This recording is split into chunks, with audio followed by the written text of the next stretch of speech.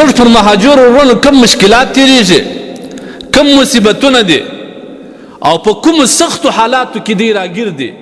په څومره ابتلا او امتحانو کې راغلي دي. الله دې رحم پر وکړي، الله دې رحم پر وکړي.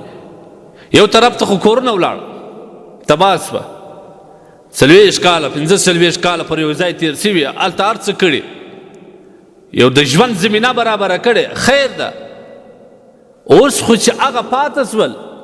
په لاره کې دې ته کم زحمتونه دي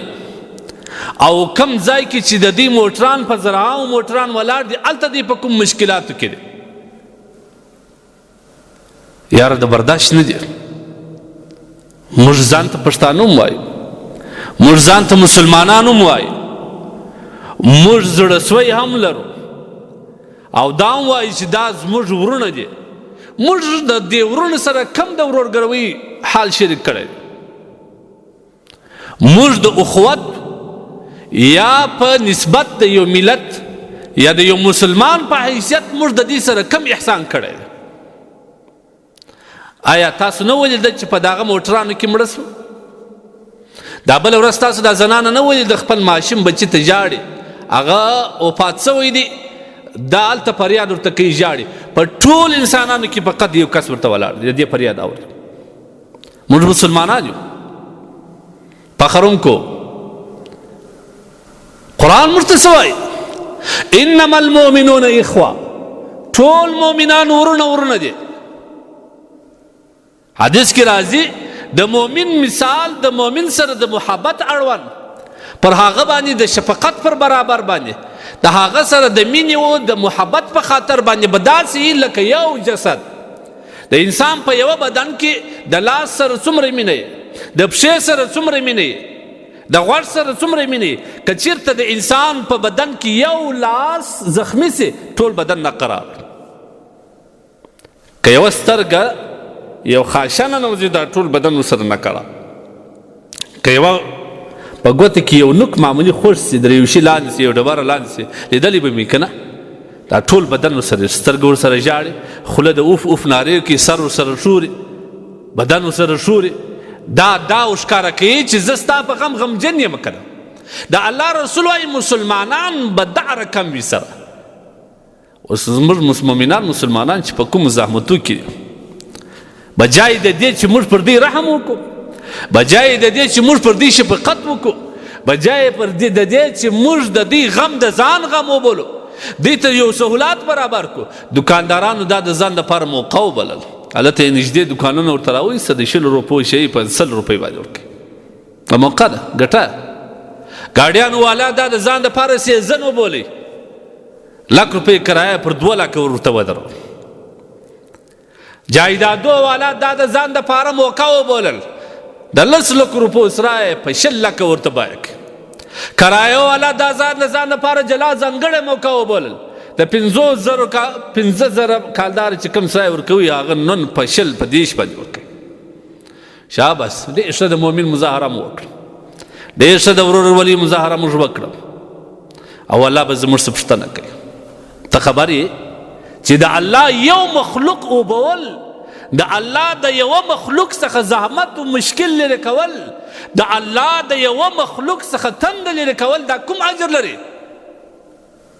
ولې موږ نه رحمېږو؟ دا اوس مې درته ویل چې د الله سره د مینې علامه، د الله سره د محبت علامه دا ده چې د خدای پر مخلوق باندې زړهسوی وکړه که نه. چې څومره د خدای د مخلوق سره ظلم کوې، هغونې د خدای لرې یې، دغونې د خدای هم ستاسو نفرت کېږي که نه. حدیث کې راځي من اطعم اخاه، چا چې خپل ورور ته ډوډۍ ورکړل، دومره ډوډۍ یې ورکړه تر څو چې هغه یې موړ کړي، الله به د دې یوه کس پر مړېدو دته کوم اجر ورکړي؟ باعده الله تعالی من النار، الله به دی د جهنم د اوره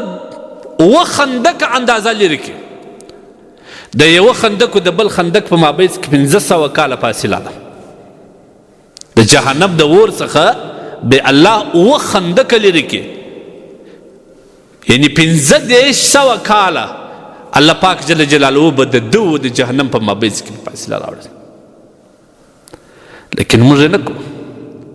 دلته چې کله پر دې بارډر را کراس ورالل،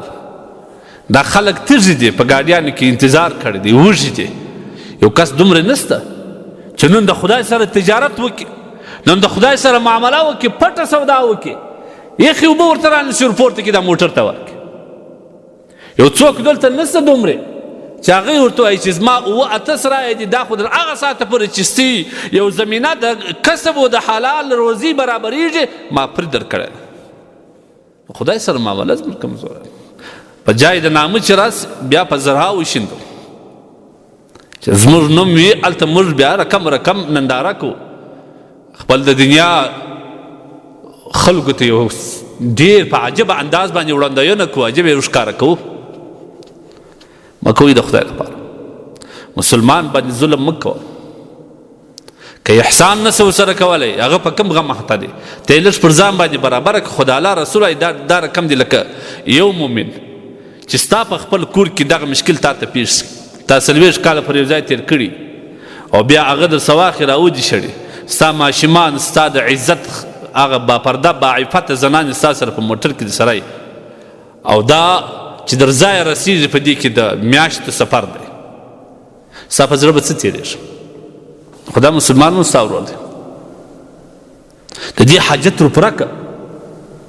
ظلم مه کوئ د خدای لپاره ظلم مه کوئ ډېر سخت حالات به دې تېرېږي هر ځای کې یوازې دا نه چې کم چې د دم ملکیان دي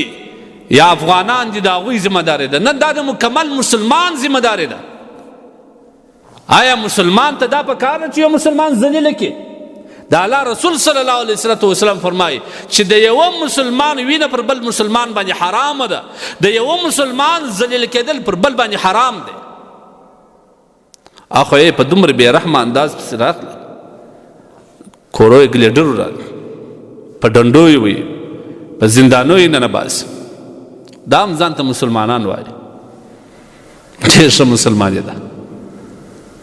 ته د الله رسول صلی الله علیه وسلم روایت وګوره نه به ذلیله کوې نه به رسوا کوې نه به ظلم ورباندې کوې دا حرام کړي دي الله جل جلاله الله وایي ما پر خپل ځان باندې ظلم حرام کړی دی نو خپل پر بندگان باندې یو پر بل خو بیخي الله پاک جل جلاله حرام کړی مه کوئ د خدای لپاره تلک الایام نداولها بین الناس دا شپې ورځې تېرېږي نو که ستا دا حالات د خپل مسافر ورور سره د یو مهاجر ورور سره دا حالات ژر دي چې الله پاک یې پر تا باندې هم راواړی د الله فیصله بله فیصله د الله د فیصلې څخه مه ناامیده کېږه الله غالب ذات دی الله طاقتور ذات دی الله قادر ذات دی د الله په قدرت کې هر څه شته د خدای دپاره د خپل مسلمانان خاص کر د دغه مهاجر سره د خپل وس مطابق ودرېږي تاسو وګورئ د الله رسول وایي من قضا لاحد من امتي چا چې زما د امت د یو کس یو حاجت ورپوره کوي په دې باندې د دې حاجت پوره کېدو مقصد یې دا و یسره چې دی خوشحاله کم دا د الله د رسول امتي دی خوشحاله کم د الله رسول وایي دغه سړي فقط سرني زه خوشحاله کړم چا چې زه خوشحاله کړم هغه په حقیقت کې الله خوشحاله کوي چا چې خپل رب خوشحاله کوي الله به جنت ته نږدې نو دا د جنت سودا ته نه کوي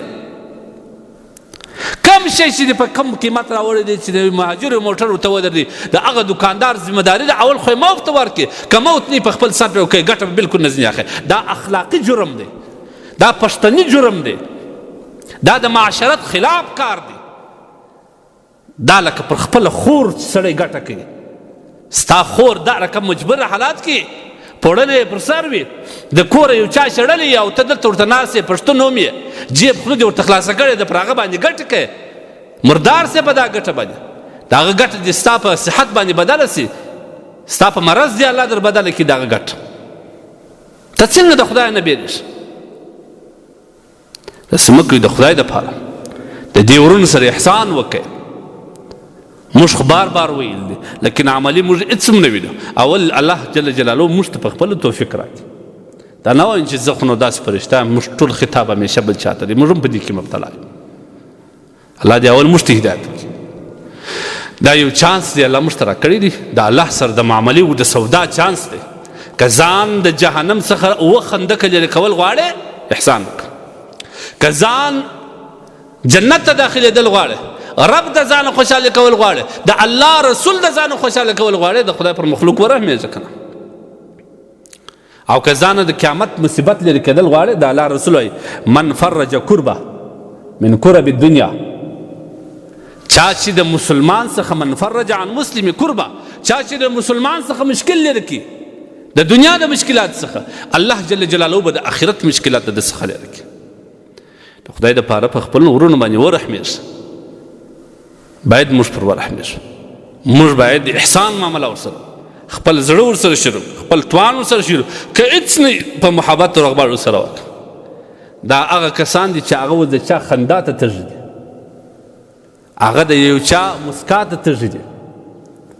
خالي چې په خندا ورسره میلاو سي دی تا ته دعا کوي، د زړه له کومې دعا درته کوي چې جای چې ته دی موړ کړې، چې جای چې ته د توبه ورکړې، چې جای چې ته دته د کور بندوبست وکړې، چې جای چې ته دته لار ووښې، چې جای چې دته کاروبار زمینه برابره کړې.